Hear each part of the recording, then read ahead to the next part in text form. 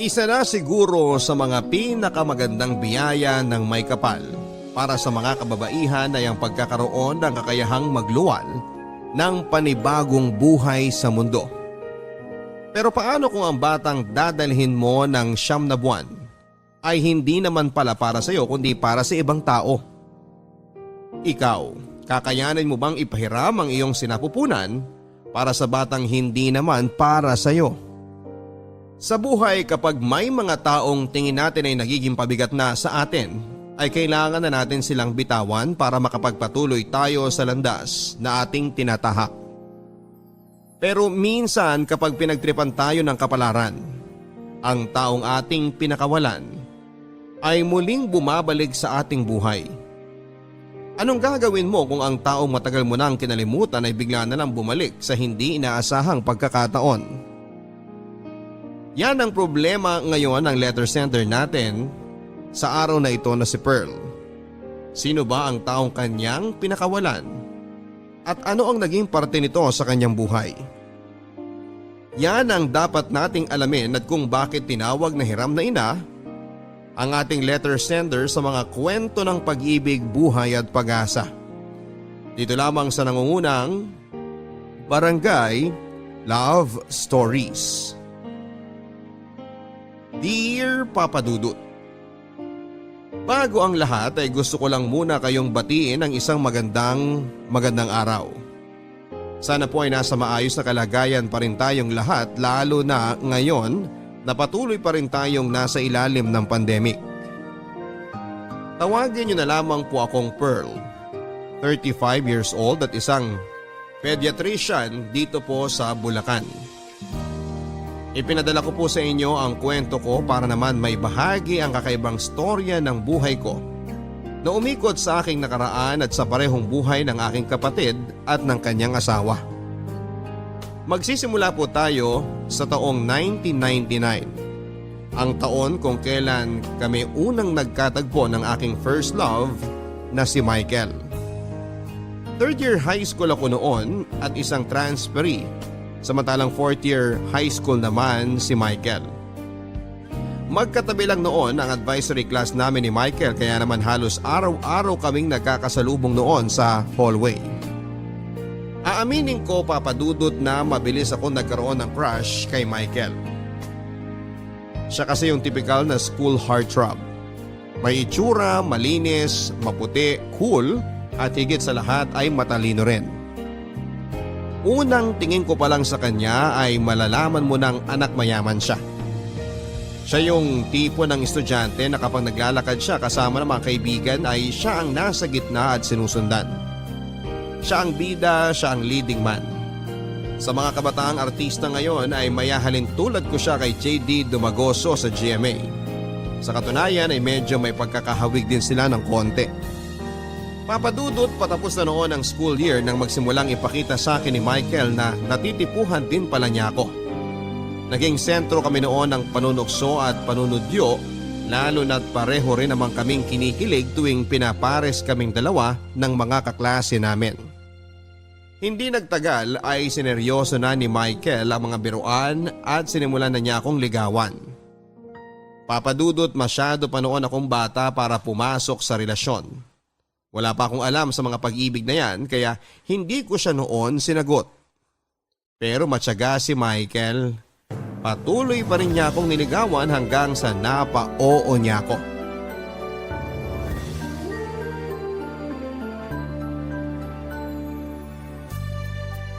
Pearl! Nandito ka pa pala? Di ka pa uwi? Oh, ikaw pala. Hindi pa. Kailangan pa namin maglinis ng gym para sa Friday Mass bukas eh. Ikaw, ba't di ka pa umuwi? Hinahanap kasi kita. Kanina pa nga ako naghihintay sa classroom niyo eh. Bakit naman? Anong kailangan mo sa akin? May sasabihin sana ako sa'yo. Ano? Next time na lang. Busy ka naman yata. Ano nga? Hindi pa sabihin, nandito ka na nga lang eh. Tara na sa gym. Ihatid na kita. Ano nga yun? Sabihin mo na. Pasuspense naman to oh. Kanina mo pa ako hinahanap pero ngayong nahanap mo na ako tsaka ka uurong? Iba naman kasi kanina. Kanina parang andali lang sabihin na nasa isip ko. Pero ngayon nandito ka na at kaharap na kita, parang bigla akong kinabahan eh. Ano ba kasi yun? Ba't ka naman kakabahan sa akin? Alam mo ba kung bakit palagi tayong tinutuksong dalawa ng mga kaklase natin? Bakit nga ba? Nagsimula lang naman yung mga tuksuhan dahil sa sinabi mo raw na type mo ko eh. Tama naman sila eh. Totoo yung mga sinasabi nila. Totoong gusto kita. Ako? Gusto mo ako? Patawa ka naman. Paano mo naman ako nagustuhan wala nga akong ibubuga kumpara sa mga seniors na nagkakagusto sa'yo. Sa ikaw ang gusto ko eh. Ano magagawa nila? Ikaw ang gusto ng puso ko. Ikaw ang gustong tingnan ng mga mata ko. Kamay mo ang gustong hawakan ng kamay ko. Ikaw ang gusto kong makausap. Ikaw ang gusto kong makasama. Ikaw ang gusto kong maging girlfriend. Michael, seryoso ba to? Gusto mo talaga akong maging girlfriend? Oo sana, kung papayag ka. Pero… pero kasi… Pero hindi mo ako gusto? Hindi naman sa ganun. Pero… hindi ko alam. Para kasing nakakatakot magka-boyfriend eh. Natatakot ka? Bakit naman? Virgin pa ako. Girlfriend lang naman ang hanap ko. Bakit naman napunta na dyan ang utak mo? Ikaw ha? Basta, ayoko mabuntis ng maaga, no? Plano ko pa magdoktor. Hindi naman natin kailangan umabot sa puntong yun kung hindi ka pa ready. Dapat lang, masyado pa tayong bata. Ang gusto ko lang naman, maging girlfriend kita. Gusto ko, ako maghahatid sa'yo pa uwi. Gusto ko ikaw katabi ko tuwing recess or lunch break. Gusto ko, tawagin mo akong mahal. Basta, wala munang ganun ha. Pangako ko yan sa'yo. Hindi naman kita pipilitin kung ayaw mo eh. Sige. Anong sige? Pumapahig ka na ba na maging boyfriend ako? Oo. Pero, paano bang gagawin? Wala namang kailangan gawin. Pero simula ngayong araw na to, akin ka na at sa'yo na ako. Tapos, mahal na ang tawagan natin para mas sweet. Ganun ba? First time mo lang bang magka-boyfriend? Oo, halata ba? Kitang-kita ko ang takot sa mukha mo eh. Para ka namang nakakita ng hold-upper. Baka sabihin nila, tinatakot kita ha? Hindi naman. Gusto rin naman kita eh. Nung una pa lang kitang nakita, crush na talaga kita eh. Nakakailang girlfriend ka na ba? Mukhang sanay ka na sa panliligaw ah. Pang-ilan na ba ako? Pangatlo? 3? Halos magkaedad lang tayo, nakatatlo ka na? Yoko na, maghiwalay na tayo! Lo, ito naman di na mabiro. Pangalawa ka pa lang. Mahal, antayin mo ako! Si Michael ang may tuturing kong high school sweetheart ko, Papa Dudut.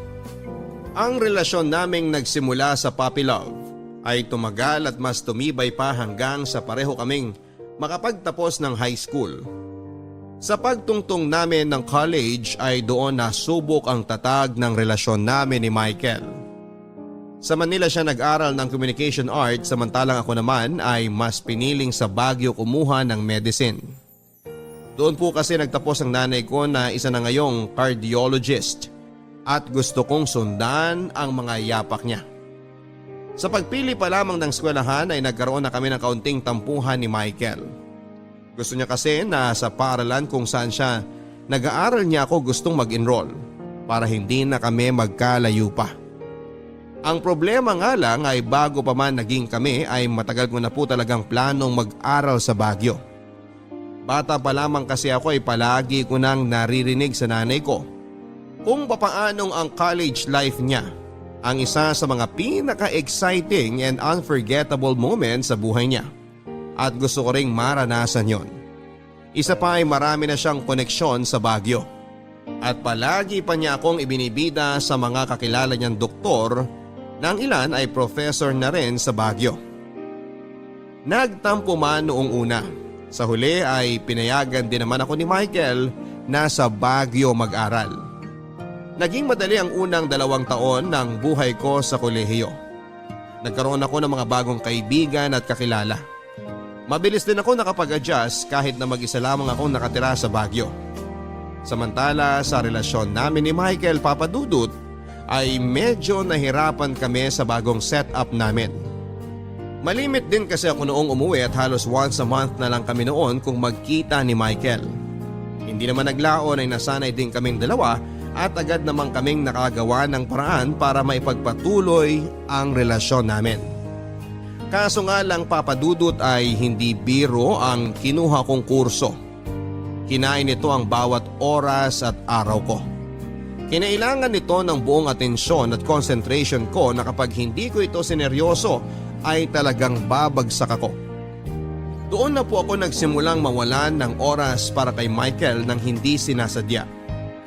Akala ko noon ay maiintindihan niya ang sitwasyon ko. Pero hindi ko inakalang eto na pala ang pagmumula ng mga hindi namin pagkakaintindihan. Nagsimula kaming magkaroon ng trust issues sa isa't isa.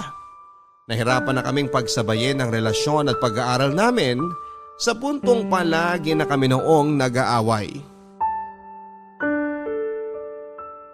Grabe, ang lamig pala dito sa Baguio, no? Ano ate, saan tayo mamamasyal mamaya? Gusto ko sanang pumunta sa strawberry farm.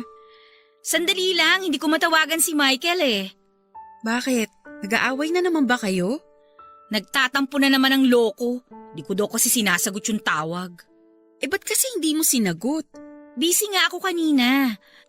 Nakita mo naman 'di ba? May problema na naman kami ng groupmates ko sa thesis namin. Napansin ko nga. Kulang na nga lang magsabunutan na kayo kanina kasi hindi kayo magkaintindihan. Dapat kasi in-explain mo kay Kuya Michael yung sitwasyon. Alam naman niya eh. Porke kasi nakagraduate na siya, kala niya wala na akong problema sa school. Pinagdaanan din naman niya mga pinagdadaanan ko ngayon kaya hindi ko maintindihan kung bakit hindi niya ako magets. Ano ba kasing gustong mangyari ni Kuya Michael at hindi mo siya mapagbigyan? Gusto kasi niya kapag tumawag siya, kailangan masagot ko kagad. Gusto niya kapag nag-message siya, may reply kagad. Pag nag-good morning siya, kailangan mag-good morning din ako kagad. Hindi niya alam na hindi pa ako natutulog sa dami ng school requirements. Di tawagan mo siya ngayon. Ngayon na wala kang ginagawa. Tinatawagan ko na nga, di ba? Ayaw nga sagutin, oh. Baka naman nagsiselos. Kasi may time kang mamasyal kasama ako tapos siya, hindi mo mabigyan ng oras. May mga oras naman ako na available ako tulad ngayon. Kaso nga lang, kapag nangangailangan siya ng atensyon, wrong timing. Mangangamusta kapag busy na ako, tatawag kapag tulog ako. Ano na lang yung gagawin ko, di ba? Siya na nga yung ang sarap-sarap ng buhay kasi graduate na siya tapos ako pa yung kailangan na mag-adjust. Ang harsh mo naman sa kanya. Buti nga sweet pa rin yung jowa mo sa'yo Wala naman sa lugar yung pagiging sweet niya Biruin mo ha, wala na nga kaming kain ng mga groupmates ko para lang makahabol sa deadlines tapos magtatanong siya kung kumain na ba ako. Para nakakainsulto, nakakagigil. Masyado ka kasing sensitive. Yung mga frustrations mo sa school kay Kuya Michael nababaling. Baka feeling kasi niya nababaliwala na siya. Hindi ko nakasalanan yun. Alam niyang priority ko ang pag-aaral ngayon. Mahaba-haba pang lalakbayin ko sa med school kaya kung ngayon pa lang, wala siyang pasensya. Aba, ewan ko kung magtatagal pa kami sa ganitong sitwasyon. Huwag mong sabihin gusto mo nang makipaghiwalay kay Kuya Michael. Actually, pumasok na sa isip ko yan. Kapag hindi siya nagbago, hihiwalayan ko talaga siya. Ate, 5 years na kayo. Makikipaghiwalay ka talaga sa kanya dahil lang makulit siya? Makulit siya kasi nga mahal ka niya. Hindi na healthy ang nasosobrahan sa pagmamahal. Yan talaga ang problema kapag maaga na in love Bakit? Ano namang kinalaman niyan sa problema namin? Siyempre, bata pa kayo nung naging kayo. Tapos after 5 years, nasa maturity stage na kayo. Nag-mature na yung isa, tapos yung isa naman napag-iwanan na. Mas mabilis kasing mag-mature ang mga babae, both physically and mentally. Kaya palaging hindi kayo magkasundo Saan mo naman napulot yan? Magdudoktor ka tapos hindi mo alam yun? Ay, no wonder kaya ka pressured sa school. Hay nako, basta, nagsawa na ako sa kaka-baby kay Michael. Ang dami ko nang problema dito tapos dumadagdag pa siya. I-message mo na lang tapos tawagan mo mamaya. Or ako na lang kakausap, gusto mo? Para makalabas na tayo, gutom na ako Ayoko nang kumain ng instant noodles ha. Bakit kasi pumunta ka pa rito? Alam mo namang busy ako, isa ka pa Sabi mo kailangan mo mag-unwind. Sakto long weekend sa school kaya napadpad ako dito. Oo, kailangan ko talagang huminga. Kung hindi ko gagawin yon, mababaliw ako. Mukhang tuyot ka na nga eh. Ayain mo na kasi dito si Kuya Michael para madiligan ka naman. Hoy, yung bunganga mo ha! Joke lang. So ano na? Lalabas ba tayo? O lalabas tayo?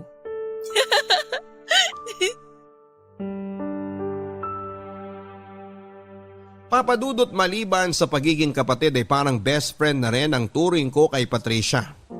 Mas matanda ako ng 2 taon kesa sa kanya, pero sa aming dalawa ay mas malawak ang pangunawa niya. Kaya naman siya ang palagi kong takbuhan tuwing nagkakaroon ako ng problema. Siya ang pinupuntahan ko kapag nangangailangan ako ng advice o kapag hirap akong makagawa ng desisyon sa buhay. Ibang-iba kasi ang ugali niya kesa sa akin, Papadudot. Open-minded siyang tao at marunong siyang bumasa ng sitwasyon.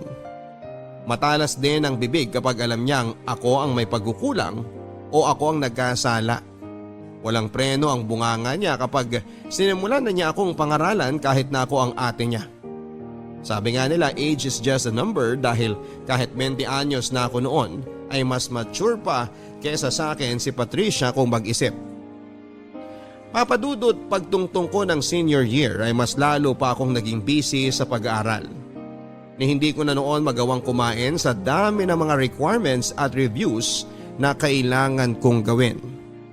5 hours na nga lang din ang tulog ko noon, kaya aaminin kong nahirapan akong isingit si Michael sa schedule ko. Pressured na ako noon sa school requirements, pressured din ako sa relasyon ko. Muntik na nga akong sumabog noon, Papadudot, dahil hindi ko na alam ang gagawin ko. 3 buwan na rin akong hindi nakakauwi sa bahay noon. Kaya naiintindihan ko rin naman siya kung bakit naghahanap siya ng kaunting atensyon mula sa akin.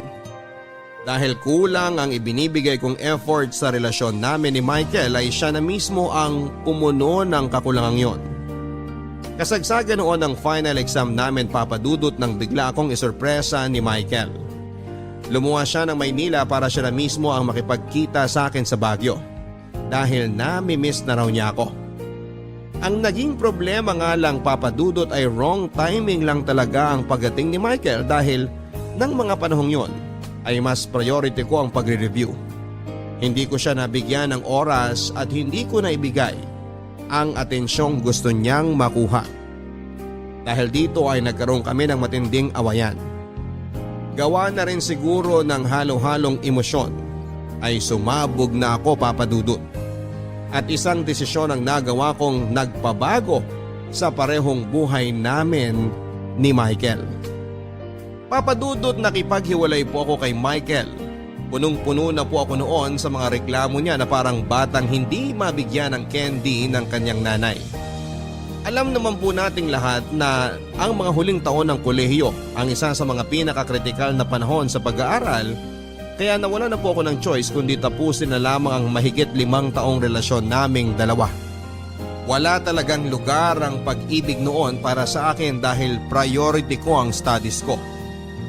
Nag-decide akong tapusin ang relasyon namin ni Michael dahil sa halip na maging inspirasyon ay naging pabigat na lamang ito sa pag-aaral ko.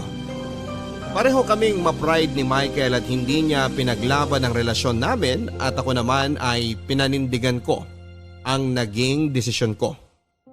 Bumalik siya sa Maynila na broken-hearted, alam kong nasaktan siya sa ginawa ko.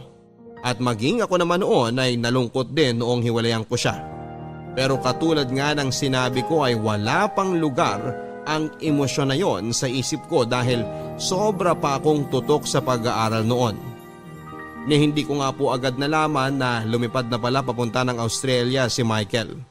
Weeks pagkatapos ng breakup namin para doon daw mag-move on ayon kay Patricia. Doon kasi nakatira ang nanay niya at ang pangalawang pamilya nito at mabuti na rin yon, Papadudot, para naman pareho kaming makapag-focus sa sarili naming buhay. Sa pagkawala ng problema ko sa pag-ibig, Papadudot, ay tinuong ko ang buong atensyon ko sa pag-aaral. Natapos ko ang bachelor's degree at mabilis na nakapag-apply sa med school kung saan ay inabot ako ng panibagong 4 na taon bago ako naging intern sa isang ospital na isa pang taon. Sa awa ng Diyos ay nakapasa naman ako sa licensure examination at matapos makuha ang lisensya ay nagpahinga na muna ako ng isang taon bago ako nagsimula ng residency training para sa pediatrics na inabot naman ng 3 taon. Matapos ang residency ko ay nagtraining muli ako ng 3 taon pa para naman sa fellowship. Papadudot umabot po ng 16 years ang ginawa kong pag-aaral para lamang maging ganap na doktor. Hindi pa kasama rito ang elementary at high school. Sa 16 na taon na yon ay hindi sinasadyang nahiwalay ako sa pamilya ko. Inaamin ko na marami akong nakaligtaan sa buhay ng mga kaibigan at kamag-anak ko. Niwala na nga noong balita kay Michael na 3 years ago ay bumalik na pala ng Pilipinas, maging si Patricia na may boyfriend na pala for 5 years. Para akong bumaba sa bundok at ngayon lang nakapag-update sa mga buhay-buhay ng mga taong malalapit sa akin. Pero ang hindi ko inaasahan sa lahat ay nang biglang ipakilala sa akin ni Patricia ang kanyang boyfriend na matagal na niyang tinatago sa akin. Ay, sa wakas, nandito na yung doktora. Sorry, kagagaling ko lang sa ospital. Nag-rounds pa kasi ako eh. Okay lang. Kade-deliver lang din naman ng mga pagkain. Hindi kayo nagluto? Aba, sinong magluluto? Ikaw? Busy din naman ako sa work ko, no? Eh bakit may handaan? Anong okasyon? Of course! Kailangan nating i-celebrate na sa wakas. Matatapos na rin ang fellowship mo. Wow, bongga naman! Ano nga uli yung subspecialty mo? Pediatric Oncology. Congrats! Kung ano man yon. Baliw! Ako nagda-diagnose at gumagamot sa mga batang may cancer. Wow! What a very noble job! Loka-loka! Kain na nga tayo! Kanina pa kumakalam tong sikmura ko. Ate, may ipapakilala sana ako sa'yo. Ha? Sino? Pero i-promise mo sa akin na huwag kang mabibigla, ha? Bakit naman ako mabibigla? Si Ding Dong Dantes ba yan? Basta i-promise mo sa akin. Okay. Sino bang ipapakilala mo? Han? Halika na rito! Hi, Pearl. Michael? Anong ginagawa mo rito? Anong nangyayari, Patricia? Hindi ko maintindihan. Ate, di ba nabanggit ko sa iyo noon na may boyfriend na ako? Oh, na ayaw mo ipakilala sa akin. Teka, Oo. Si Michael ang boyfriend ko. What? Ate, mag-e-explain ako. Sige, makikinig ako. Noong naghiwalay kayo ni Michael, hindi ba lumipad siya sa Australia? Galit siya sa'yo noon pero concerned pa rin siya sa'yo kasi alam mo naman na biglaan yung paghihiwalay niyo, di ba? Ako ang naging source niya ng mga updates tungkol sa'yo. Nagkaroon kami ng communication habang nasa ibang bansa siya. Then, nagpatuloy na lang yung communication namin yon. Eventually, after 5 years, nanligaw siya sa akin. Ate, hindi ko naman sinasadya na magkaroon ng feelings kay Michael eh. Pero wala na akong nagawa. Na-in love na ako eh. Kailan? Kailan naging kayo? 5 years after nung breakup nyo. Ate, huwag ka sanang magalit. So, 10 years?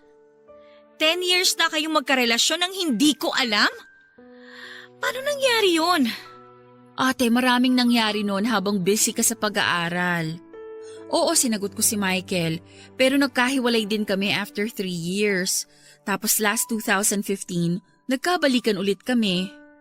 Nagkahiwalay man kayo o nagkabalikan or whatever, my point is, hindi ko alam. As in, wala akong idea. Bakit? Bakit mo itinago sa akin, Patricia? Natatakot ako sa pwedeng mangyari. Alam ko namang mahal mo pa si Michael eh, Pero hindi ko naman pwedeng diktahan ng puso ko.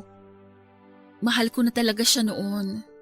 Pearl, kung galit ka man, huwag ka magalit kay Patricia. Sa akin ka magalit. Ako nang ligaw sa kanya. No, hindi ako galit. Bakit naman ako magagalit? We broke up, right? So, kung sino man ang ligawan mo, kahit si Patricia pa yan, it's okay. Hindi ko naman hawak ang buhay mo eh. Ate, sorry. Hindi ako galit dahil si Michael ang naging boyfriend mo. Nagtatampo lang ako na after all those years, hindi mo binanggit sa akin na siya palang boyfriend mo. Sorry. Ayoko kasing masaktan ka eh. Tsaka sobrang busy ka pa nun sa med school. Sa licensure exam, ang dami mong problema nun kaya ayoko nang dumagdag pa. Ganun na ba ako kamanhid nun? Sa Facebook, hindi ba kayo nag-upload ng pictures niyong dalawa? Nag-upload pero nakalimit lang yung post ko eh. So hindi mo rin makikita yung mga post ko na kasama si Michael. Eh si Mama, hindi man lang niya ako in-inform? Kinausap ko rin siya. Ganun ka katakot sa akin? Medyo. Grabe! Wala akong masabi ah. Well, congratulations! Good luck sa relationship niyong dalawa. Okay lang ba sa'yo na… Okay na okay! Ano ba? Masaya ba kayong dalawa? Kung masaya kayo, edi wala nang problema.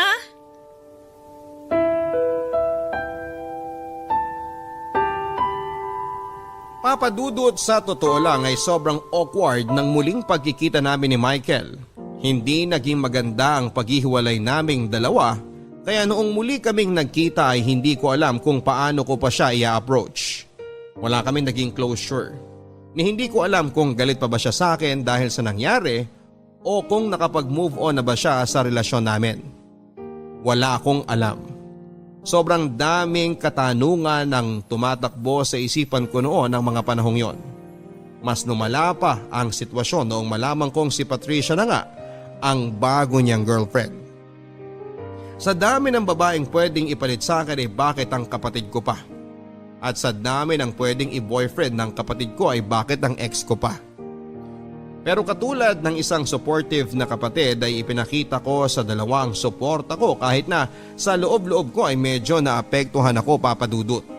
Aminin kong naapektuhan talaga ako nang malaman ko na ang ex-boyfriend ko at ang kaisa-isa kong kapatid ay magkasintahan na pala ngayon. Ilang taon akong nawala ng komunikasyon kay Michael tapos malalaman kong si Patricia na pala ang kinakasama niya. Para po akong nakaramdam ng betrayal kahit na alam ko namang wala dapat akong karapatang makaramdam ng ganong klase ng emosyon. Dahil sa simula pa lang ay ako na ang tumapos sa relasyon naming dalawa ni Michael. Tuwing nagkakasama kaming tatlo ay napaka-awkward ng paligid, Papadudot. Alam ko sa sarili ko na may nararamdaman pa rin ako para kay Michael. Pilit ko lang yon tinatago noong kasagsagan ng pag-aaral ko, pero ngayon na available na ang oras ko ay aaminin ko na medyo umaasa rin ako na baka may chance pa na kaming dalawa ni Michael ay magkabalikan. Yun nga lang ay hindi na niya ako nahintay pa. Para hindi na ako masyadong maapektuhan pa ay medyo dumistansya po ako sa kapatid ko. Hindi po talaga ako komportableng makita na sweet silang dalawa ni Michael na parabang walang namagitan sa amin ng boyfriend niya. Sa totoo nga niyan, Papadudot, ay medyo umasa pa ako noon na baka hindi rin sila magtatagal pero hindi ko inaasahan na nasa planning stage na pala sila ng pagpapakasal. Sorry na-traffic ako. It's okay. Kararating ko lang naman. Biglaan naman kasi yung tawag mo eh. Bakit mo pala ako gustong makausap? Hihingi sana ako ng pabor sa'yo kung hindi ka busy. Ano bang klaseng pabor? Plano ko sanang sorpresahin si Patricia. Gusto ko na mag-propose sa kanya. Talaga? Oo. Matagal na rin kami magkarelasyon so I think oras na rin para mag-settle down. Tsaka hindi na tayo bumabata. Tama nga naman, pero anong kinalaman ko sa magiging proposal mo? Gusto ko sana magpatulong sa'yo. Plano ko mag-propose sa bahay nyo. Actually, may mga nakausap na ako na mag-aayos sa bahay for that day. Simple setup lang naman para makapag-celebrate na rin tayo after the proposal. Ang gusto ko sana, samahan mo muna si Patricia that day. Para wag muna siyang umuwi habang nagpiprepare kami sa bahay niyo. Ah, yun lang ba? Oo naman, pwede ko namang gawin yun. Madali lang naman pala eh. Maraming salamat ah. Mukhang seryoso na talaga kayong dalawa. Mabait na girlfriend si Patricia. Mas nakilala ko nga ang sarili ko dahil sa kanya eh. Marami ako natutunan sa buhay because of her. Sa dami ng mga babaeng nakilala ko, siya na ang pinaka-wife material. Ah, talaga ba? I'm sorry. I didn't mean it that way. Actually, may point ka naman eh. Alam ko marami ako naging pagkukulang nung tayo pang dalawa. And I totally understand kung marami kang nagustuhang quality sa kapatid ko kaysa sa akin. Actually, quality-wise, talagang napunta na lahat kay Patricia. I'm just the plain old boring sister. So naiintindihan kita. Pearl, magkaiba man. Pero pareho kayong may mga magandang qualities ni Patricia. Hindi mo na kailangang mag-explain. Hindi mo na ako kailangang bigyan ng mga sugar-coated remarks. Basta ang akin lang, masaya ang kapatid ko, so masaya na rin ako. Basta ba, ipangako mo sa akin na hindi mo sasaktan si Patricia. Of course! Hindi ko gagawin yan. Alam mo yan, Pearl, kasi ikaw never kitang sinaktan. Right. Ako yung bumasag sa puso mo eh. Nagalit ka ba sa ginawa ko? Aaminin ko, nagalit ako. Nasaktan ako sa nangyari. Pumunta ako sa Australia dahil sa nangyari. Alam mo namang ayokong pumunta ron. Kahit na gustong gusto na akong kunin ni Mama. I stayed because of you. Tapos, iniwan mo lang ako. I'm sorry. Pero, worth it naman, di ba? Tingnan mo, doktora ka na. Nakuha mo na sa wakas yung matagal mo ng pangarap. Nakuha ko nga, pero marami rin naman ako isinakripisyo. Bakit? Nagsisisi ka ba sa nangyari? Ako? Hindi ko alam. Masyadong mabigat yung term na nagsisisi eh. Nangihinayang siguro, pwede pa. Mahal mo pa ba ako, Pearl? Kailangan ko bang sagutin yan? Sorry, hindi na pala dapat tinatanong yun. Tinawagan mo ako dito para humingi ng pabor para tulungan kitang mag-propose sa kapatid ko. Huwag mo nang tanungin kung mahal pa ba kita, Michael, ano ba? Hindi na importante ang magiging sagot ko doon.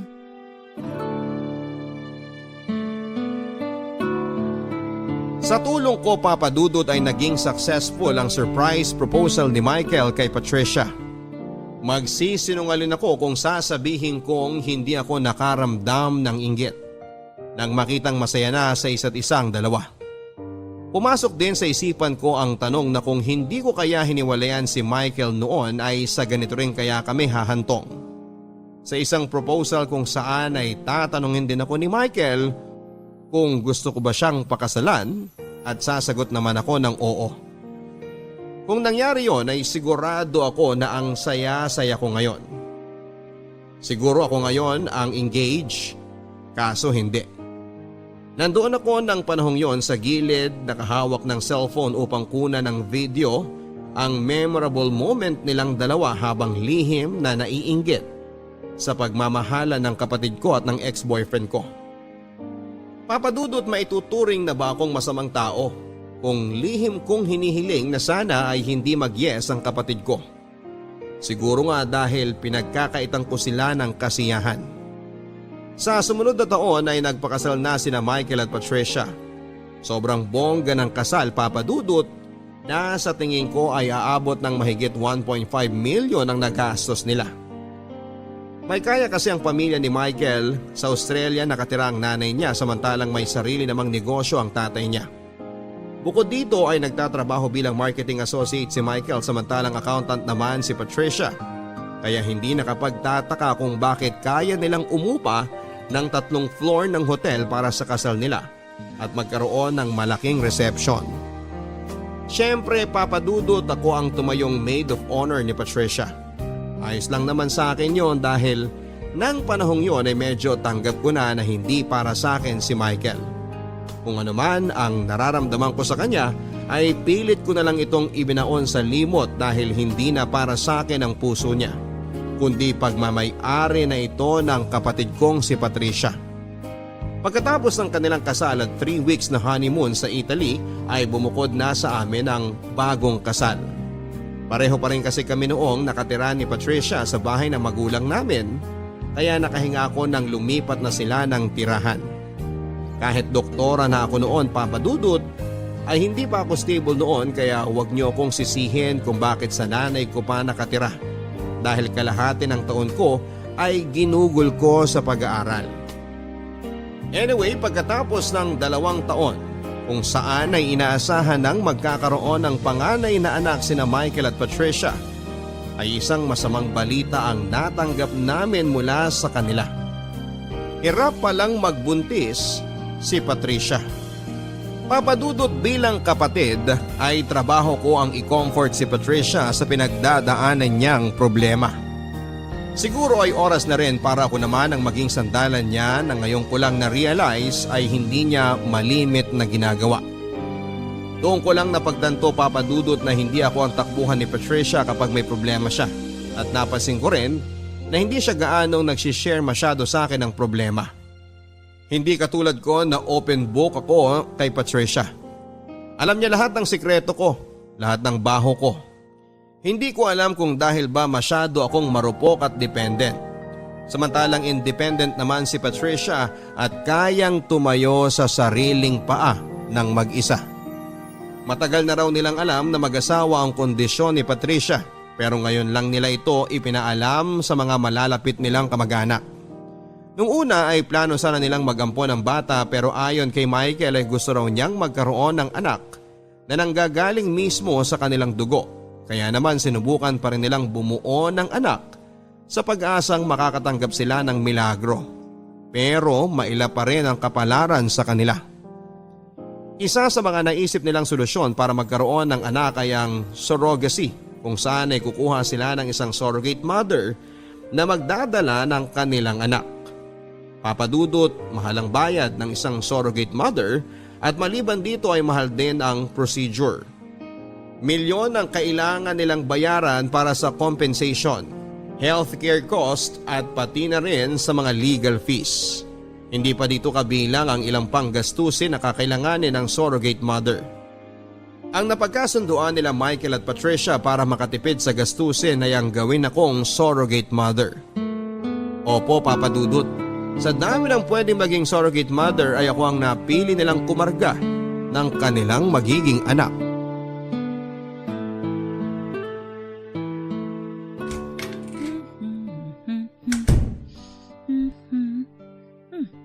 Patricia? Anong ginagawa niyo rito ni Michael? May problema ba? Hinihintay namin kayo ni Mama. May gusto sana kaming sabihin.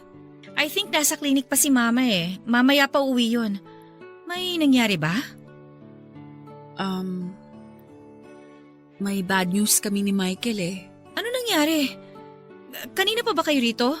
Bakit hindi niyo ako tinawagan? Hinintay ka na namin. Hindi naman kami nagmamadali. Michael, ikaw na ba magsasabi? Bakit? Ano ba yun? Kinakabahan naman ako sa inyo. Paano ko ba sasabihin to? Last year kasi, nalaman namin sa OB ni Patricia na wala raw siyang kakayanang magbuntis. What? Bakit? Paano niyo nalaman na hindi na niya kayang magbuntis? Nagkaroon ako ng miscarriage last year. Masyado raw maliit yung uterus ko para magdala ng baby. Oh my, Patricia! Bakit hindi mo kaagad sinabi sa akin? Hanggang ngayon ba ayaw mo pa rin mag-open up sa akin? Hindi naman sa ganun, pero umaasa kasi kami ni Michael na baka magkaroon kami ng swerte. Malay namin, bigla na lang kaming mabiyayaan ng miracle baby. Kaso nga lang hanggang ngayon hindi pa rin kami pinapalad. I'm so sorry. Tanggap ko naman na. Actually, tanggap na namin ni Michael yung kalagayan ko.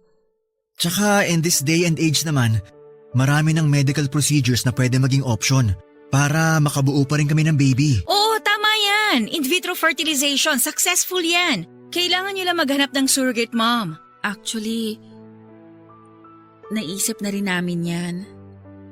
Kaso nga lang, Masyadong mahal ang surrogacy eh. Alam mo naman, binabawi pa lang namin yung mga nagastos namin sa kasal. O anong plano nyo ngayon? Michael, pwede bang maiwan mo muna kami saglit? Gusto ko lang makausap si ate ng mag-isa. Okay, sige. Labas na muna ako. Ate, sobrang tagal naming pinag-isipan to ni Michael. Matagal na talaga naming gustong magkaanak. At ito na lang talaga ang naisip naming solusyon. Sana matulungan mo kami sa problema namin. Ano bang may tutulong ko? Sabihin mo na lang sa akin. Gagawin ko lahat para makatulong lang ako. Gusto sana namin na ikaw ang maging surrogate mother ng magiging anak namin. Ako? Wait lang ha. Tama ba yung narinig ko? Ako ang gagawin yung surrogate? Sana. Ate, doktor ka. Alam na alam mo kung gaano kamahal ang surrogacy. Kaya napag-usapan namin ni Michael na malaki ang maitutulong mo sa magagastos namin kapag ikaw ang tatay yung surrogate mother ng baby namin. Kapag pumayag ka, hindi na namin kailangang umupa ng surrogate mother. Sandali lang Patricia ha. Kasi masyadong masyadong malaki tong hinihingi ninyong pabor sa akin eh. Alam kong mahirap para sa'yo tong hinihingi naming pabor. Pero sana naman ate, mapagbigyan mo kami. Mahirap talaga. Mahirap, Patricia. Hindi pa ako handang magkaroon ng baby sa loob ng tiyan ko. Sige na ate, para sa akin naman to eh. Huwag ka namang maging selfish. Selfish? Kapag ba tumanggi ako sa gusto ninyo, magiging selfish na ako? Bakit? Wala na ba akong karapatang magdesisyon para sa sarili kong katawan? Sana naman naisip mo rin ako. Ako na walang kakayahang magkaanak ate. Sorry talaga pero... Huwag mo nang ituloy ang sasabihin mo. Gets ko na. Patricia, sandali lang naman. Bakit pa nga ba ako humingi ng tulong sa'yo?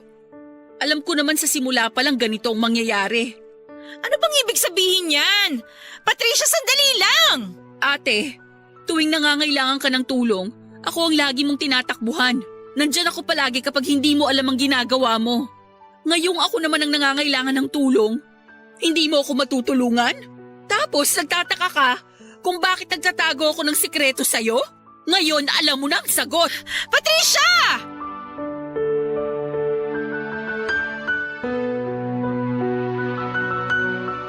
Papadudot, hindi naman po ako against sa plano nila Michael at Patricia na maghanap ng surrogate mother para mabigyan sila ng anak.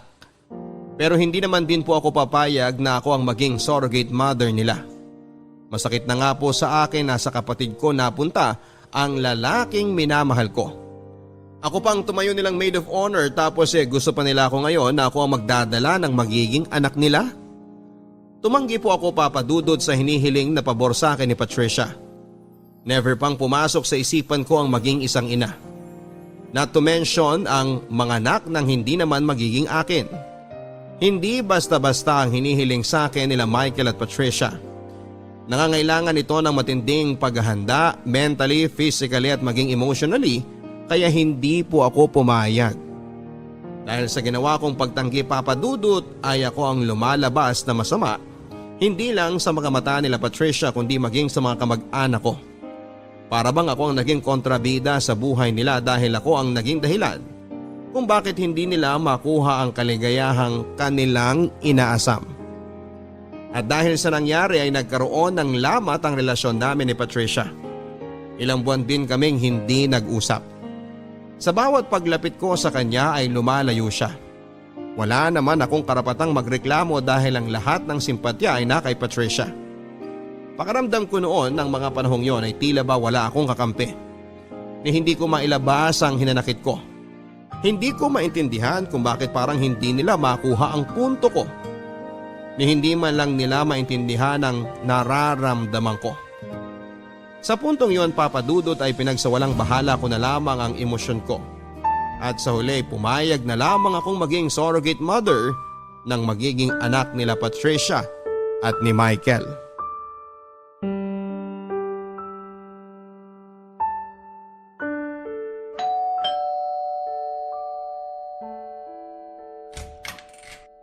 Oh, Pearl, Naparito ka. Nandyan ba si Patricia? Gusto ko sana siyang kausapin. Sige. Nasa loob siya. Pasok ka. Galit pa ba siya sa akin? Hindi ko naman masasabing galit siya. Pero may konting tampo siguro. Ganun ba? Pearl, kung hindi mo talaga kaya, okay lang kahit tumanggi ka. Hindi mo naman trabaho na bigyan kami ng anak eh. No pressure. Naiintindihan ko naman si Patricia eh. Tama nga naman siya. Sa buong buhay namin, si Patricia ang laging tagasalo sa mga problemang hirap akong solusyonan. Sa kanya ako lagi kumakapit kapag hindi ko na kayang lumaban. Ngayon na nga lang siya hihingi ng tulong sa akin tapos hindi ko pa siya mapapagbigyan. Hindi rin naman kasi madali yung hinihingi namin sa'yo eh. Kaya naiintindihan ko nararamdaman mo. Alam mo, nagbago ka na talaga. Bakit mo naman nasabi? May empathy ka na kasi sa ibang tao samantalang nung boyfriend pa kita, ni hindi mo man lang ako naintindihan nun. Lahat naman tayo nagbabago eh. Inabot nga lang ako ng taon para makarating sa ganitong maturity. Sandali lang. Tatawagin ko si Patricia. Han? Andito si Pearl. Patricia, Oh, ba't nandito ka? Anong ginagawa mo rito? pumunta ako rito para sabihing pumapayag na ako. Talaga? Oo, pumapayag na ako maging surrogate mother ng magiging anak nyo. Ate, salamat! Habang buhay kong tatanawin na utang na loob to sa'yo. Hindi mo alam kung gaano mo ako pinasaya ngayon. Para saan ba't naging magkapatid tayo kung hindi naman kita matutulungan sa problema mo, di ba? Pwede ko bang tanungin kung anong nagpabago ng isip mo? Alam mo, narealize ko na sa buong buhay ko, ikaw palagi ang katulong ko sa mga problema ko. Ikaw yung naging ate ko kahit na ako naman ang panganay sa ating dalawa. Narealize ko na kapag nangangailangan ako, nandiyan ka palagi tsaka handang tumulong. I'm just returning the favor. Ngayon, ikaw naman ang nangangailangan. Siguro dapat rin na gampanan ko yung pagiging ate ko sa'yo. Kung kaya ko namang ibigay yung pangangailangan mo, bakit ko naman ipagdadamot? Salamat talaga, ate! Pasensya na rin pala sa mga nasabi ko nung nakaraan. Medyo na-disappoint lang kasi ako that time, kaya nakabitaw ako ng salitang medyo masakit. Magiging selfish talaga ako kapag pinagkaitang kita ng anak, knowing na kaya ko namang i-provide sa'yo yun. Natagalan nga lang ako magdesisyon kasi kinailangan ko pa talagang pag-isipan to ng maraming beses. Naiintindihan naman kita, ate. Basta, kailangan ko na matinding counseling after ha.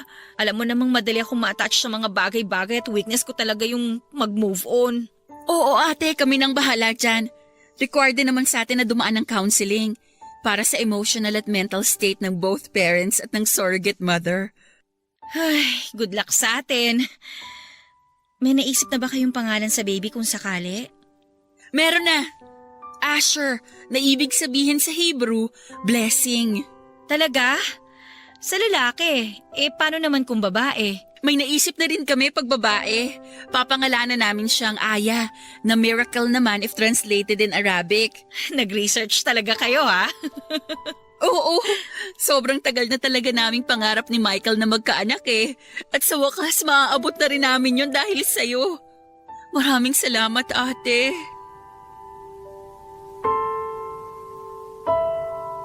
Papa Dudut, gestational carrier po ang naging tawag sa akin. Hindi po traditional surrogacy ang nangyari sa akin dahil manggagaling sa ibang tao ang cells na bubuo ng bata. Ako lang po ang magdadala nito. Ang egg cell ni Patricia at sperm cell ni Michael ay sumailalim muna sa vitro infertilization para makabuo ng embryo na siya namang ipapasok sa sinapupunan ko para ako magdala sa baby ng 9 na buwan at magluwal nito. Inabot ng 10 weeks bago nagkaroon ng heartbeat ng bata hanggang sa naging matagumpay na nga ang surrogacy. Papadudot, hindi ko noon lubos maisip na nabuntis ako at hindi sa akin ang bata. Sa matagumpay na pagbubuntis ko, Papadudot, ay sobra-sobrang pag-aalaga ang ginawa sa akin nina Michael at Patricia. Halos araw-araw pa sila noon kung dumalaw sa bahay upang mabantayan ang kalagayan ko. Para akong pasyente na oras-oras ay hinihinga ng update. Dahil doon ay naging malapit muli ang loob namin ni Patricia na siyang pinagpapasalamat ko. Ang hindi ko po inaasahan ay ganoon din pala ang mangyayari kay Michael at naging malapit din siya sa akin. Sa katunayan nga, Papa Dudut, ay mas hands-on pa siya kumpara kay Patricia. Kung noon ay palagi kong iniiwasan si Michael at ganoon din siya na hindi gaano akong pinapansin. Ngayon ay hinahayaan ko na lang siya na lapitan ako dahil dala ko na ang anak niya. Yun nga lang ay napansin kong mas sa akin na napupunta ang buong atensyon ni Michael kumpara sa asawa niyang si Patricia. Sa pagiging close naming dalawa ni Michael ay hindi sinasadyang muling nabuhay ang pagtingin ko sa kanya. Para bang bumalik ang kahapon? Ang kahapon kung saan ay ako pa ang babae noon sa buhay niya. Papa Dudut, madali lang irason na dahil sa bata kung bakit bigla na lang napalapit sa akin si Michael. Ibang klase na kasi ang pag-aalaga ang ginagawa niya sa akin na para ba akong asawa niya. Si Michael ang sumasama at naghahatid sa akin sa mga check-up ko dahil busy si Patricia sa trabaho. Si Michael din ang nagpo-provide ng mga pangangailangan ko tulad ng vitamins at pagkain. Noong nag-crave nga ako ng strawberry ay kung saan-saan siya naghanap para lamang maibigay sa akin ito kahit na hindi naman strawberry season noon. Ipinagluluto rin niya ako ng mga ulam para raw hindi puro fast food ang kinakain ko dahil baka makasama yon para sa baby. Bago pumasok sa kanyang trabaho ay dinadaanan pa niya ako para ipagluto ako ng breakfast at samahan sa paglalakad-lakad. Nang mga panahong yon, Papa Dudut, ay nakaramdam na ako na parabang ako na ang asawa ni Michael at hindi si Patricia. Aaminin ko na nagustuhan ko ang isiping yon. Hindi ko alam kung dahil ba sa hormonal changes, pero ang mga itinago kong emosyon para kay Michael ay bigla na lang nabuhay. Ang mga naramdaman ko para sa kanya noon ay bigla na lang lumutang na parabang kailan lang noong dalawa pa kami ang nagkakasama. Bigla kong na-miss ang pagiging sweet niya sa akin, ang pagiging maalaga niya at pagiging gentleman. Sa pagkakataong yon, Papa Dudut, ay doon ko pinagsisihan na pinakawalan ko ang isang tulad ni Michael. Hindi ko inakala na sobrang laki ng pinagbago niya. Mature na siya at hindi tulad noon na parabang batang excited na makakuha ng atensyon. Ngayon ay ako naman ang parang batang umaasa na sana kami na lang muli. Na sana ibalikan na lang niya ako. Kahit na alam kong hindi na mangyayari yon. Papa Dudut, maniwala kayo sa akin. Sinubukan kong pigilan ang nararamdaman ko kay Michael. Pinilit kong itinago ang nararamdaman ko sa kanya. Pero paano ko magagawa yon kung araw-araw ko siyang nakikita? Kung bawat oras ay nakakatanggap ako ng text message sa kanya para tanungin kung maayos ba ang sitwasyon ko o kung kailangan ko ng tulong. Papa Dudut, nang mapansin kong masyado nang lumalala ang nararamdaman ko kay Michael ay ako na mismo ang kumausap sa kanya. Kahit papaano ay ayoko rin namang makagawa pa kaming dalawa ng kasalanan at masaktan ang kapatid ko nang hindi sinasadya.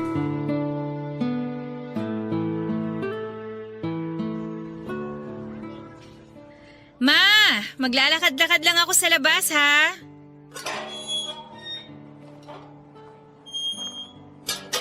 Pearl! Good morning! Michael? Ano ginagawa mo rito? Ang aga pa.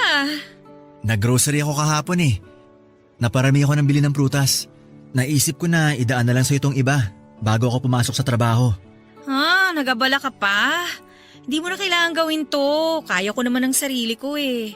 Siyempre, ginagawan mo kami ng pabor eh. Dapat lang na alagaan ka namin. Michael, doktor ako. Alam ko na ang ginagawa ko. Medyo obsessed ka na yata sa pagbabantay sa akin, ah. Kahit na. First time mo lang magbuntis. Kaya alam kong first time mo lang din na-experience ang lahat ng yan ngayon. Hindi porket alam mo na sa libro alam mo na rin sa totoong buhay. Iba pa rin yung mga natututunan natin based on experience. Teka, saan ka pala pupunta? May lakad ka ba? Maglalakad-lakad lang sana ako ngayong hindi pa masyadong mataas yung araw. Exercise na rin, baka mamaya bigla akong isisaryan eh. Kaya pala kahit buntis ka na, Ang ganda pa rin ng hubog ng katawan mo. Mas lalo kang gumaganda eh. Sus, binola mo pa ako. Nako, 4 na buwan na lang. Ipapanganak mo na si Baby Asher.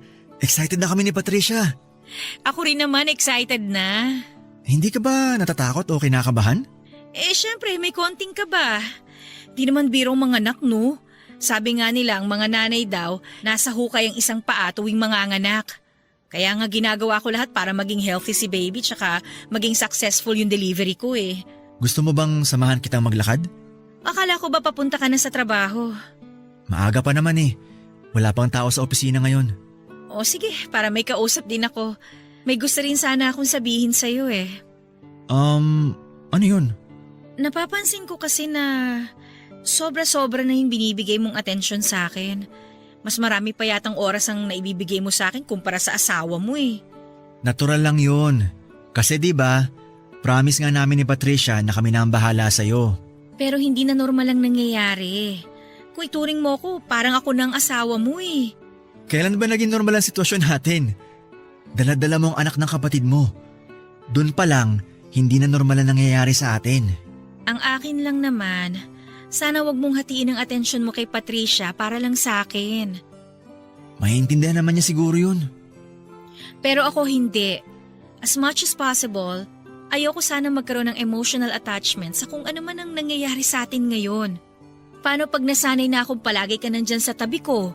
Anong gagawin ko kapag wala na sa akin si baby? Nakukuha mo ba yung punto ko, Michael? Pearl, lahat ng ginagawa ko sa'yo ay para sa bata. Hindi ako naniniwala eh. Anong ibig sabihin ng mga damit na binibili mo sa akin? Siyempre, lumalaki ang tiyan mo. Kailangan mo ng maternity dress. Kaya kong bumili ng sarili kong maternity dress. Yung bracelet na inregalo mo sa akin. Pasasalamat ko sa iyo yun dahil sa ginagawa mo para sa aming mag-asawa. Ibinigay mo yon sa araw ng dating anniversary natin. Akala mo hindi ko alam? Ano bang gusto mong sabihin ko? Gusto kong malaman kung bakit mo ginagawa sa akin to. Gusto kita. Gusto pa rin kita hanggang ngayon, Pearl. Michael, pamilyado ka ng tao. Pinipigilan ko naman eh. Ginagawa ko naman ang lahat para itagaw nararamdaman ko pero hindi ko na kayang baliwalain pa to. Michael, please. Huwag mo naman gawin sa akin to. Mahal mo pa rin ako, di ba? Alam kong may pagmamahal ka pa rin sa akin hanggang ngayon dahil nararamdaman ko yun. Gusto ko na umuwi. May iwan na kita rito ah. Pearl!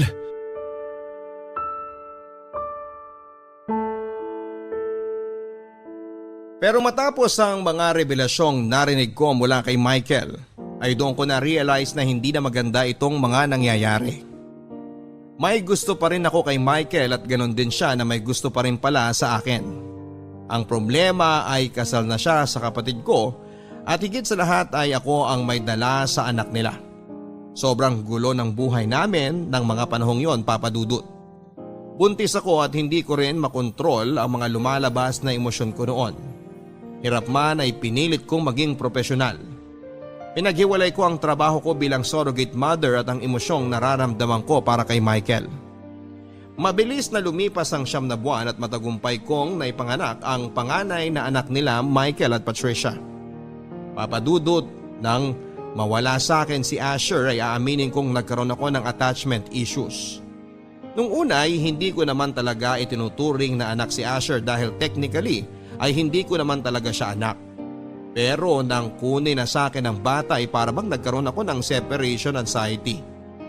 Kahit na papaano, sa 9 na buwang pinagdaanan namin ni Baby Asher ay na-attach na rin ako sa kanya.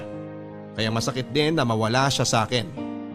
Pero katulad nga ng napag-usapan at ang mga pinirmahang legal documents ay hindi sa akin si Asher, kaya wala akong karapatan sa bata.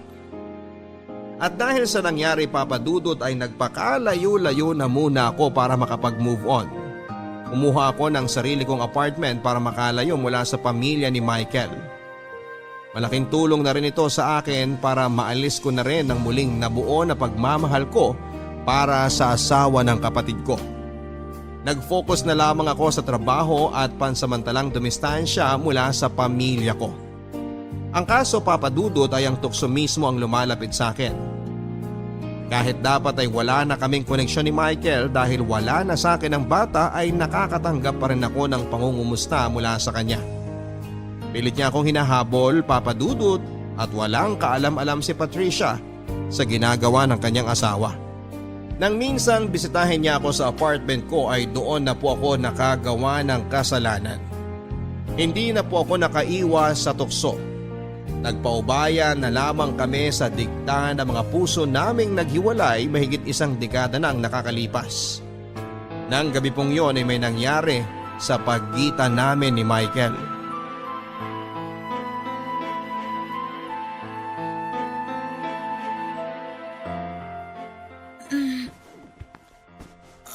Anong oras na ba? Michael! Michael, gumising ka na dyan! Anong oras na? 7:00 na! Naku, late na ako sa trabaho. Michael, kailangan nating mag-usap. Mamaya na lang tayo mag-usap. Late na talaga ako. Patayo kay boss nito. Tinawagan ako ni Patricia kanina. Anong sinabi? Binanggit mo ba na magkasama tayo? Gusto mo bang patayin tayo ng kapatid ko? Hindi ako hibang para sabihin na nandito ka ngayon sa apartment ko. Bakit siya tumawag? Hinahanap ka niya. Hindi ka ba nagpaalam sa kanya? Ano ka ba naman, Michael? Anong ipapaalam ko sa kanya? Na pupuntahan kita? Sana naman nagrason ka na lang ng iba para hindi siya mag-alala. Sige. Alam ko na ngayon ang gagawin sa susunod. Anong susunod? Wala nang susunod. Itigil na natin to. Mali tong ginagawa natin, Michael eh. Kasalanan tong ginagawa natin. Kasalanan ba natin na sundin ang gusto ng puso natin? Matagal nang tapos yung kwento natin. Simula nung pinakasalan mo si Patricia, pinatid mo na ang koneksyon nating dalawa. Wala na tayong karapatan sa isa't isa. Pero mahal pa rin kita. Kung ganon, bakit mo niligawan si Patricia? Bakit mo siya pinakasalan? Mahal mo ba talaga ang kapatid ko? Mahal ko siya. Mahal ko kayong dalawa. Ano ba namang klaseng sagot yan? Isa lang ang puso mo, hindi ka pwede magmahal ng 2 tao. Si Patricia ang pinili mo, si Patricia na lang ang mahalin mo. Please lang. Pero paano tayo? Walang tayo, Michael. Matagal na tayong tapos. Yung nangyari sa atin kagabi. Kalimutan mo na yon. Isang malaking pagkakamali ang ginawa natin. Pearl. Please, nagmamakaawa ako sa'yo. Huwag mo naman kaming paglaro ang magkapatid. Hindi ko kayo pinaglalaroan. Ano ba sa tingin mo tong ginagawa mo ngayon? Pareho natin ginusto ang nangyari. Alam kong hindi ka lang napipilitan. At pinagsisisihan ko na ang ginawa kong yun. Ayokong saktan si Patricia. Ayokong masaktan ang kapatid ko. Pero may nangyari na. Kaya nga huwag na natin dagdagan pa. Dito mismo, tinatapos ko na ang ugnayan nating dalawa. Parang nangyari na dati to ah. Iiwan mo ulit ako? Aaminin ko, pinagsisisihan ko ang ginawa kong pag-iwan sa'yo noon. Pero kasi iba na ang sitwasyon natin ngayon. Kailangan kong gawin to. Kailangan nating gawin to. Kung gusto mong isalba ang pamilya mo, iwasan na natin ang isa't isa. Ay... I'm sorry. I'm sorry na dinamay pa kita sa kagaguhan ko. Huwag ka na mag-sorry sa akin. Mag-sorry ka sa kapatid ko. Tama ka sa mga sinabi mo. Ay, ano ba tong ginagawa ko? Michael, mangako ka sa akin. Mangako kang hindi na mauulit ang nangyari sa atin. Mahirap. Pero magtiwala ka sa akin. Hindi na mauulit to. Ano na ngayon ang gagawin mo? Hindi ko alam. Wala na akong mukhang maihaharap kay Patricia. Siguro magpapakalayo-layo na lang muna ako. Michael, please, huwag mong lolokohin ang kapatid ko. Nagawa ko lang naman yun dahil may nakaraan tayo eh. Hindi ko magagawang lokohin si Patricia. Magtiwala ka sa akin. Hindi ko magagawang mambabae. Katulad ng sinabi ko sa'yo, mahal ko si Patricia. Siguro, nalito lang ang puso ko simula nung naging close ulit tayo dahil kay Baby Asher. May tiwala ako sa'yo, Michael. Alagaan mo ang asawa at anak mo. Kalimutan na natin ang lahat. Ibaon na lang natin sa limot ang nangyari. Tanggapin na lang natin na hindi talaga tayo para sa isa't isa. Papa Dudut, mabilis din naman akong nagising sa katotohanan. Nang mahimasmasan ay agad akong ginupo ng konsensya. Agad akong sinampal ng common sense ko na mali ang ginawa ko. na mali ang ginagawa namin ni Michael. Pareho kaming nagtaksil sa mismong kapatid ko at sa halip na kampihan ko si Patricia, ayoko pa ang lumapastangan sa kanya. Kahit na kami ni Michael ang naunang nagkarelasyon, si Patricia na ang nagmamay-ari sa puso ni Michael dahil ito ang sinumpaan nilang pareho sa harap ng Diyos. Nagalit ako sa sarili ko, Papa Dudut, dahil hindi ko nalabanan ang bugso ng damdamin. Siguro ay walang maniniwala kung sasabihin kong hindi ko sinasadya ang mga nangyari. Nadala lamang ako ng emosyon kaya ko po nagawa yon at hanggang ngayon ay pinagsisisihan ko pa rin ang mga nangyari. Bago pa man kami maghiwalay ni Michael ay kinausap ko na siya ng masinsinan. Sinabi ko sa kanya na maling-mali ang ginagawa naming pareho. Kapatid ko si Patricia at ayaw kong masaktan siya. Kaya kung ano man ang nararamdaman namin ni Michael sa isa't isa ay kailangan na naming itapon ang lahat ng yon dahil parte na lamang ito ng nakaraan. Nakiusap ako kay Michael na itigil na ang ginagawa niya. Nakiusap ako na huwag na niyang lolokohin si Patricia lalo na't may anak na sila. Papadudot na ngako kami ni Michael sa isa't isa na hanggang doon na lamang kami. Doon mismo ay sinara na namin ang pintuan ng bawat isa. Nang sa gayon ay hindi na madagdagan pa ang kasalanang nagawa namin. Sa mga sumunod na buwan ay pinasok na ng COVID-19 ang Pilipinas dahilan para magkaroon ng total lockdown sa buong bansa. Malaki ang naitulong nito, Papa Dudut, para makalayo ako kay Michael. Sa pagdami ng kaso ng virus sa bansa ay ginugol ko ang bawat oras ko sa mga batang tinatamaan ng nasabing sakit. In a way ay eto na rin ang naging rason ko kung bakit unti-unti ring nawala sa puso't isipan ko si Michael, hindi kalaunan. Sa ngayon, Papa Dudut, ay kontento na ako sa buhay ko. Mahirap ang pinagdadaanan natin sa kasalukuyan pero masaya ako na nakakatulong ako sa mga batang nangangailangan ng atensyon. Malaki ang pasasalamat ko sa Panginoon na lahat ng naging COVID patients ko ay nakasurvive naman sa naturang sakit. Wala na akong balita pa kay Michael dahil hindi ko na pinapansin ang bawat messages niya na dumarating sa akin. Paminsan-minsan ay nakikibalita naman ako kay Patricia kung kumusta na si Asher. Hanggang ngayon ay wala pang kaalam-alam si Patricia sa mga nangyari sa aming dalawa ni Michael at wala kaming planong ipaalam ito sa kanya. Dadalhin na lang namin ang sekretong iyon hanggang sa huli naming hantungan. Ito po ang dahilan kung bakit ako sumulat sa inyo, Papa Dudut, dahil wala na akong iba pang maaaring mapagkwentuhan ng mga nangyari, kundi ang inyong programa na lamang. May mga ibang pangyayari, pangalan at lugar na nabago at ipinapangako ko sa inyo na hanggang doon na lamang ang naging kwento namin ni Michael. Maraming salamat po sa pagkakataong ito at sana ay merong napulot na aral ang ating mga kabarangay sa kakaibang kwento ng buhay ko. Gagamitin ko rin po ang pagkakataong ito para sabihin sa mga listeners ng Barangay Love Stories na nasa pandemya pa rin tayo at sana ay patuloy pa rin tayo sa pagsunod sa mga safety protocols. At sana rin po ay magpabakuna na tayo para matalo na natin ang sakit na ito. Yan lamang po at maraming salamat. Ang inyong forever kapuso at kabarangay, Pearl. Maraming salamat, Pearl, sa pagbabahagi ng kwento ng iyong buhay, pag-ibig at pag-asa dito sa Barangay Love Stories. Kahit saang anggulo naman natin tignan ay masama talaga ang pakikiapid. Yan ang ika-6 na utos ng Diyos. Kaya naman sumasang-ayon ako sa iyong desisyon na humiwalay ka na kay Michael. Mga kabarangay, mahirap talaga kapag puso ang palaging pinapairal. Kailangan kapag gumagawa tayo ng isang desisyon ay gamitin din natin minsan ang utak natin para maiwasan ang dilubyong darating. Kung sakali mang mali pala ang isinisigaw ng puso natin, tandaan natin na ang pagsisisi ay palaging nasa huli. Hanggang sa muli mga kapuso, ako po si Papa Dudut sa mga kwento ng pag-ibig, buhay at pag-asa. Dito sa Barangay Love Stories #1.